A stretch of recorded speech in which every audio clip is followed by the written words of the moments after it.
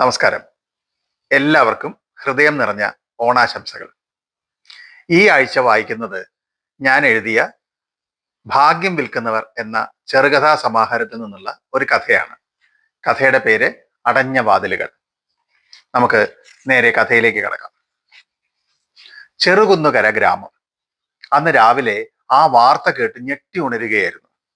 പേര് പോലെ അവിടെ കുന്നൊന്നുമില്ല. ഏതാണ്ട് ഒരു 200-ൽ പരം കുടുംബങ്ങൾ താമസിക്കുന്ന ഒരു ചെറു പ്രദേശം. ധാരാളം തെങ്ങുകളും മറ്റു വൃക്ഷങ്ങളും കരകാണാത്ത പാടശേഖരവും ഒക്കെയുള്ള ഒരു സാധാരണ കേരള ഗ്രാമം തന്നെ. പിന്നെ പ്രകൃതി ഭംഗി കൂട്ടുവാൻ ഈശ്വരൻ അനുഗ്രഹിച്ചു നൽകിയ കുന്നുകരയാർ അതിരിലൂടെ ഒഴുകുന്നുണ്ട്. അതുകൊണ്ടെന്താ, നാട്ടുകാർക്ക് പുറത്തൊരു സ്ഥലത്തേക്കോ ദൂരെ ടൗണിലേക്കോ പോകണമെങ്കിൽ നല്ല പാടാണെന്ന് മാത്രം. ആറിന് കുറുകെ ഒരു നടപ്പാലം മാത്രം. അതിലൂടെ സാധാരണ സൈക്കിളോ മോട്ടോർ സൈക്കിളോ പോകാം. അല്ലാതെ ഒരു ഓട്ടോറിക്ഷയോ കാറോ വരികയില്ല. 5 കൊല്ലം കൂടുമ്പോൾ വാഗ്ദാനങ്ങളുമായി വരുന്ന സ്ഥാനാർത്ഥികൾ പറഞ്ഞുറപ്പിച്ച 4 വരിപ്പാതയോട് കൂടിയ പാലം ഇതുവരെ വന്നില്ല. എന്ന് വെച്ച് ചെറുകുന്നുകരക്കാര് വെറുതെ മടിയന്മാരായി ഇരുന്നൊന്നുമില്ല. അവര് പാടത്തും പറമ്പിലും പകലന്തിയോളം പണിയെടുക്കും. നടപ്പാലം കടന്ന് അക്കരെ പട്ടണത്തിൽ പോവും. ജീവിതം ആസ്വദിക്കും. അല്ലാതെ സ്ഥാനാർത്ഥികൾ വാഗ്ദാനം ചെയ്ത വലിയ പാലം വരാൻ കാത്തിരുന്നൊന്നുമില്ല. ഇനിയും ചില ഉത്സാഹമതികൾ സൈക്കിളും മോട്ടോർ സൈക്കിളും ഒക്കെ മേടിച്ച് അക്കരെ പല സ്ഥലങ്ങളിലും പോയി പണിയെടുക്കാൻ തുടങ്ങി. ചുരുക്കി പറഞ്ഞാൽ ചെറുകുന്നുകരക്കാരുടെ സാമ്പത്തിക സ്ഥിതി അത്ര മോശമൊന്നുമല്ല. ഇനി പറഞ്ഞു തുടങ്ങിയ കാര്യത്തിലേക്ക് വരാം. രാവിലെ അറിഞ്ഞവർ ഒന്നൊന്നായി അങ്ങോട്ടേക്ക് ഓടിയെത്തി. ഗ്രാമത്തിലെ ആകെയുള്ള വായനശാല കഴിഞ്ഞ് മുന്നോട്ട് പോയാൽ പാടത്തേക്കുള്ള ഇറക്കമാണ്. ആ വഴി അല്പം മുന്നോട്ട് നടക്കുമ്പോൾ മുള്ളുവേലികൾ അതിരിടുന്ന ഇടവഴിയിൽ ഒരാൾ മരിച്ചു കിടക്കുന്നു. രാവിലെ വീടുകളിൽ പശുവിനെ കറക്കാൻ സൈക്കിളുമായി പോവുകയായിരുന്ന ചേക്കുട്ടിയാണ് വഴിയിൽ ആരോ വീണ് കിടക്കുന്നത് കണ്ടത്. ഇന്നലത്തെ കെട്ട് ഇറങ്ങാതെ ആരോ വീണടം വിഷ്ണുലോകം എന്ന പോലെ ഇടവഴി പട്ടുമെത്തയാക്കിയതാണെന്നാ ആദ്യം കരുതിയത്. എന്നാൽ ആ വഴിക്കുള്ള കറവയെല്ലാം കഴിഞ്ഞ് ചായക്കടയിൽ കൊടുക്കാനുള്ള പാലുമായി തിരികെ വരുമ്പോഴും കക്ഷി അങ്ങനെ തന്നെ കിടപ്പാണ്. നേരം പതുക്കെ വെളുത്തു തുടങ്ങി. ഇത്രയ്ക്കും പറ്റായി കിടക്കുന്നത് ആരാണപ്പാ എന്നറിയാനുള്ള ആകാംക്ഷ അടക്കാൻ വയ്യാതായപ്പോ മുന്നോട്ട് പോയ സൈക്കിൾ തിരികെ വളച്ച് ചേക്കുട്ടി വീണ് കിടക്കുന്ന ആളിനരികിലെത്തി.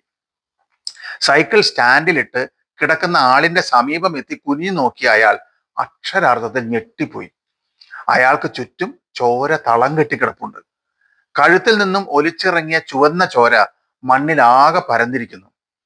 മുഖം അല്പം മാത്രം കാണാവുന്ന രീതിയിൽ കമഴ്ന്നു കിടക്കുന്ന അയാളെ ഒന്ന് തിരിച്ചു കിടത്തിയാലോ എന്ന് ചേക്കുട്ടി ഒരു നിമിഷം ആലോചിച്ചതാണ്.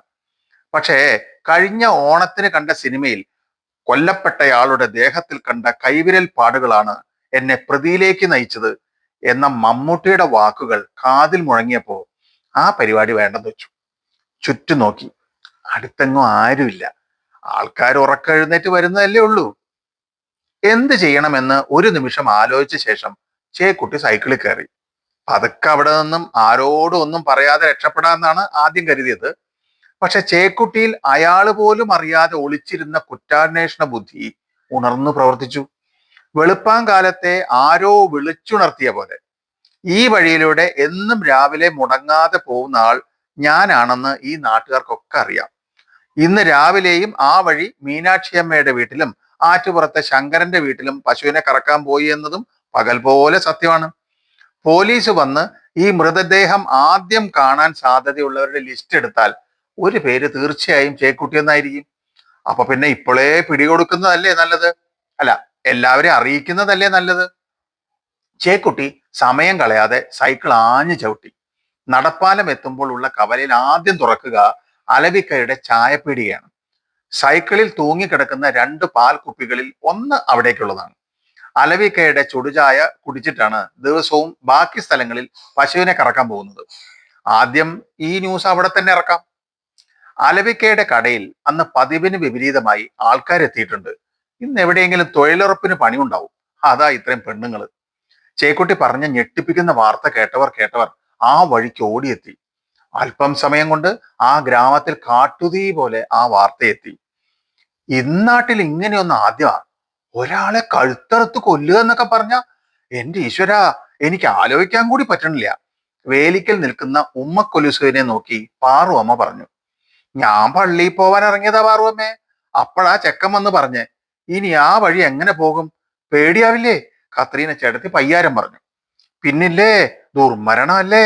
പ്രേതമായി അലഞ്ഞു നടന്ന് ഇനി എന്തൊക്കെ ദുരിതങ്ങളാണ് അവോ വരാൻ പോകുന്നത്. ഭാർഗവി വാരസ്യാർ മുകളിലേക്ക് നോക്കി തൊഴുതു. ആ പറഞ്ഞത് കേട്ടപ്പോ അല്പം ഭയം തോന്നിയെങ്കിലും അത് മറച്ചു പിടിച്ചുകൊണ്ട് ഉമ്മക്കൊലുസു ഇങ്ങനെ അഭിപ്രായപ്പെട്ടു. നിങ്ങളൊന്നും മിണ്ടായിരിക്കണം എന്റെ വാരസ്യാരെ, ആൾക്കാരെ പേടിപ്പിക്കണ്ട. പെണ്ണുങ്ങൾക്കിടയിൽ ഇതാണ് വർത്തമാനത്തിന്റെ പോക്കെങ്കിൽ ചെറുകുന്നുകരക്കാരായ ആൺജാതികൾ വെറുതെ ഇരിക്കുകയായിരുന്നില്ല. വായനശാലയിലും ചായക്കടകളിലും പഞ്ചായത്ത് ഓഫീസിന്റെ വരാന്തയിലും എന്തിന് നാലാള് കൂടുന്ന ഇടത്തൊക്കെ ഈ മരണ ഈ മരണത്തെ പറ്റിയായി ചൂടേറിയ ചർച്ചകൾ നടന്നു. മരിച്ചയാൾ ആരാണ്, കൊന്നതാരായിരിക്കും എന്നതിനെപ്പറ്റി പല കഥകളും പരന്നു. എന്തിനേറെ, അന്വേഷണത്തിന് വന്നെത്തിയ പോലീസിനെ ഡമ്മി ഇട്ട് നോക്കി പ്രതിയെ പിടിക്കേണ്ടി വരും എന്ന് പറഞ്ഞ് പഠിപ്പിച്ച ബിരുദന്മാർ വരെ ആ കൂട്ടത്തിൽ ഉണ്ടായിരുന്നു. ഏതായാലും ചെറുകുന്നുകരക്കാർക്ക് പറഞ്ഞു നടക്കാൻ ഒരു വിശേഷം കൂടിയായി. പോലീസ് വന്നു, കുറെ ആൾക്കാരെയൊക്കെ വിളിച്ച് ചോദ്യം ചെയ്തു. അത്ര തന്നെ. ഒരു കാര്യം തീർപ്പായി, കൊല്ലപ്പെട്ടയാൾ ഇവിടുത്തുകാരനല്ല. നടപ്പാലം കടന്ന് ഇയാൾ അക്കരെ നിന്നും വരുന്നത് പലതവണ കണ്ടവരുണ്ട്. പോലീസിന്റെ ചോദ്യം ചെയ്യലിൽ ഭയപ്പാടോടുകൂടിയാണ് അവരത് പറഞ്ഞത്. കുറച്ച് ദിവസങ്ങൾക്ക് ശേഷം പോലീസ് കണ്ടെത്തി.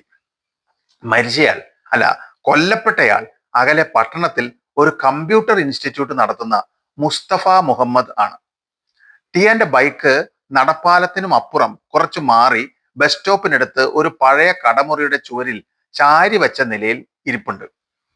ഇയാളെ കാണാനില്ല എന്ന പരാതി ആ ഇൻസ്റ്റിറ്റ്യൂട്ടിലെ മറ്റൊരു അധ്യാപകനാണ് പോലീസിൽ അറിയിച്ചത്. മോർച്ചറിയിൽ പോയി മൃതദേഹം തിരിച്ചറിഞ്ഞതും അയാളാണ്. ഈ മുസ്തഫ അടുത്ത മാസം സൗദി അറേബ്യയിൽ ജോലിക്ക് ചേരാൻ ഇരിക്കുകയായിരുന്നു എന്നും അയാൾ പറഞ്ഞു. കേട്ടവര് വീണ്ടും മൂക്കത്ത് വിരൽ വെച്ചു. പാവം പിടിച്ച ഒരു ഉമ്മ മാത്രം വീട്ടിൽ, ഗൾഫിൽ നല്ല ജോലി, ഇയാള് പിന്നെന്തിന് ഈ വഴി ചാകാൻ വേണ്ടി മാത്രം വന്നത് എന്നായി കുന്നുകരക്കാരുടെ ചിന്ത. എന്തിനു വന്നു, ആരെ കാണാൻ വന്നു, ഇയാളെ ഇങ്ങനെ കശാപ്പ് ചെയ്യാൻ മാത്രം വിരോധമുള്ള ആരാ ഈ കുന്നുകരയിൽ? ഇങ്ങനെ ഉത്തരം കിട്ടാത്ത അനേകം ചോദ്യങ്ങൾ ചായപ്പീടികയിലെ ആവി പറക്കുന്ന ചായയ്ക്കും പുട്ടിനുമൊപ്പം ഉയർന്നു പൊങ്ങി. വേലിത്തലപ്പത്തെ ശീമക്കൊന്നകൾ ഈ ചോദ്യങ്ങൾ കേട്ട് വിറച്ചു നിന്നു. പാടവരമ്പത്തെ പുൽക്കൊടികളും ചാലുകീറിയ വഴിത്താരകളിൽ വിരലുകൾ കൊണ്ട് താഴ്ത്തി നട്ട നെൽഞ്ഞാറുകളും ഇതേ ചോദ്യങ്ങൾ കേട്ടു വളർന്നു. ആഴ്ചകളോളം ഉത്തരം കിട്ടാതെ അലഞ്ഞ ആ ചോദ്യങ്ങൾ പിന്നെയും പിന്നെയും കേട്ടുകൊണ്ടേയിരുന്നു. പക്ഷെ കുന്നുകരയിൽ വേരോട്ടമുള്ള രാഷ്ട്രീയക്കാർക്ക് ഇത്തരം ചോദ്യങ്ങൾക്ക് ഉത്തരം കിട്ടിയേ തീരൂ. അല്ലെങ്കിൽ അവർ അത് തിരഞ്ഞെടുപ്പിനുള്ള ആയുധമാക്കും. അപ്പോ ഭരണപക്ഷത്തുള്ള MLA ആകെ പ്രശ്നത്തിലായി. അസംബ്ലിയിൽ പ്രതിപക്ഷം തനിക്കെതിരെയുള്ള ആയുധമാക്കാൻ തക്ക വലിപ്പം ഈ മരണത്തിനുണ്ട് എന്ന് ആ പാവം വിചാരിച്ചില്ല. മരിച്ചയാൾ സ്ഥലം MLAയുടെ ശത്രുവായിരുന്നു എന്നും രാഷ്ട്രീയ വൈര്യം തീർക്കാൻ മറ്റൊരു സ്ഥലത്ത് കൊണ്ടുപോയി കൊല്ലിച്ചതാണെന്നും വരെ പ്രതിപക്ഷം പറഞ്ഞു വരുത്തി. തെരഞ്ഞെടുപ്പ് അടുത്തെത്തിയതോടെ ആ പ്രചാരണത്തിന് ശക്തി കൂടി. സ്ഥലം MLA കൊടുങ്ഘാതകൻ ആയി നാടെങ്ങും പോസ്റ്റർ പ്രചരണം. സത്യാഗ്രഹ പന്തൽ ഉയർന്നു.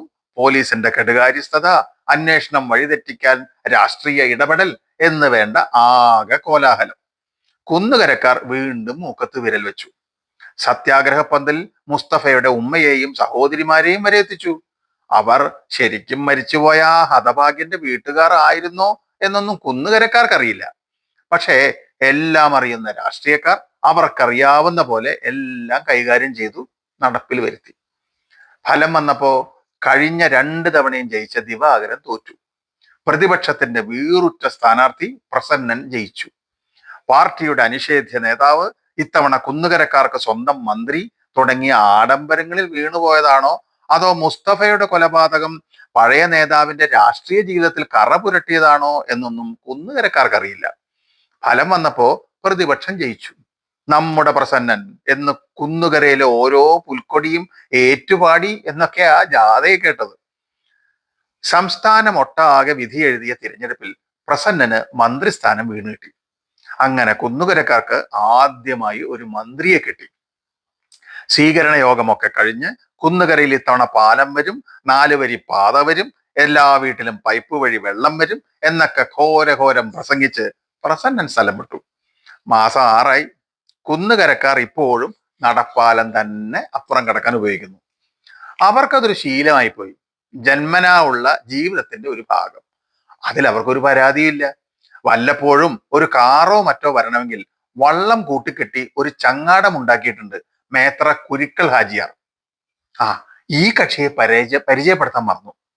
മേത്ര വീട്ടിൽ അഹമ്മദ് കുരിക്കൾ കുന്നുകരയിലെ ഏറ്റവും വലിയ പണക്കാരനാണ്.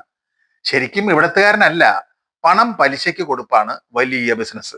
പിന്നെ മരക്കച്ചവടം, ടൗണിലെ കടമുറി, കൊപ്രമില്ല്, അങ്ങനെ പരന്ന് കിടപ്പല്ലേ ഹാജിയാരുടെ ബിസിനസ് സാമ്രാജ്യം. കുന്നുകരയിലെ പണ്ടത്തെ വലിയ ജന്മിയായിരുന്നു ശങ്കരമാരാർ. പക്ഷെ സ്വന്തം പെങ്ങളുമായി കേസ് നടത്തി ഉള്ളതെല്ലാം മുടിച്ചു. പോരാത്തതിന് മദ്യസേവയും ചീട്ടുകളിയും. കാശിന് മുട്ടുവരുമ്പോ ഹാജിയാരെ കാണും. അയാൾ കൊടുത്ത പണമൊന്നും തിരിച്ചു വരാതായപ്പോ ഹാജിയാർ ആളെ വിട്ട് വീട്ടിൽ നിന്ന് ഇറക്കി. സ്വത്ത് മുഴുവൻ കൈക്കലാക്കി. ഒരൊറ്റ പൈസ മാരാർക്ക് കൊടുത്തില്ല അത്ര. കുന്നുകരക്കാരുടെ നാവല്ലേ, എല്ലുണ്ടോ എന്നൊന്നും ആരും നോക്കണ്ട. ഹാജിയാർ അല്ലെങ്കിലും ആർക്കും ഉപ്പു തേക്കാൻ നിൽക്കാറില്ല. സ്വന്തം കാര്യം നോക്കിയില്ലെങ്കിൽ ഏത് ബിസിനസ്സും പൊട്ടിപ്പാളീസാകും എന്ന മാനേജ്മെന്റ് പാഠം നല്ല പോലെ മനസ്സിലാക്കിയിട്ടുള്ള ആളാണ്. മാരാരുടെ വീടാണ് ഇപ്പോഴത്തെ ഹാജിയാരുടെ സഫീന മൻസിൽ. മൂത്ത മോളാണ് സഫീന.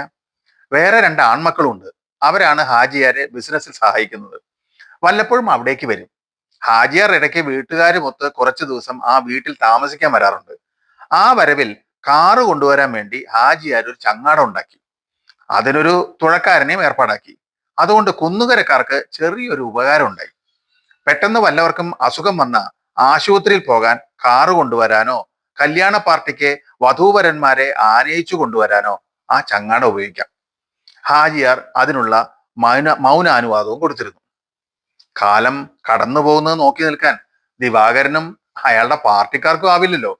ഉറപ്പുള്ള ഒരു സീറ്റ് കൈവിട്ടു പോയതിന് കാരണം മുസ്തഫയുടെ ഇനിയും ചുരുളഴിയാത്ത കൊലപാതകമാണെന്ന് ഉറച്ചു വിശ്വസിച്ചിരുന്ന ദിവാകരൻ ആ കേസ് തന്നെ തിരിച്ചുള്ള ആയുധമാക്കി. രാഷ്ട്രീയമല്ലെങ്കിലും ഇരുതലയുള്ള വാളാണല്ലോ.